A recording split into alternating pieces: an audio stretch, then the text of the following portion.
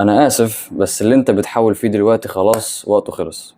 وانا عارف ان الكلام ده ممكن يكون يضايقك، بس كمل معايا. انا حصل معايا تجربة ان انا كنت بحاول انجح شيء لمدة تقريبا كام سنة. فانا مهما اتعلمت ساعتها ومهما قرأت من مقالات بقى وقعدت اشوف بودكاستات واسمع لناس مروا بنفس التجربة دي ونجحت معاهم، وانا كنت عايز انجح الشيء ده والشيء ده ما نجحش. بس برضو كنت بحاول، كنت برضو بستمر وبرضو ما كانش بينجح. لحد فترة من الفترات بقى انا قلت خلاص يعني ما بديهاش بقى، هو ربنا مش كاتب لي نصيب في الشيء ده، وقمت ماشي تمام. فبعد ما حصل الموقف ده، والله ما تتخيلش قد ايه كمية الراحة النفسية اللي جات لي. وربنا الحمد لله فتح لي باب تاني، وفتح لي باب ان انت تطور من نفسك. حسيت بنفسي يعني، حتى والله كل اصحابي ملاحظوا على الموضوع ده، انا بقيت بستمتع باجازتي اكتر، بقيت بطلع اكتر. كنت منعزل شويه في الموبايل، دلوقتي بقيت بطلع اكتر.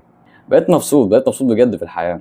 فانت اوقات الحل عندك مش في انك تستمر في الشيء اللي انت بتفشل فيه، اوقات بيبقى الحل في انك تسيبه وتمشي.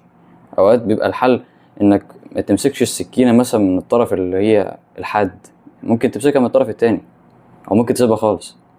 طب امتى بقى يا ذكري يعني نشوف المحاولات بتاعتنا ديت خلاص خلصت، وامتى يعني نشوف ان احنا خلاص الحاجة دي جابت اخرها معانا وان ربنا مش موفقنا؟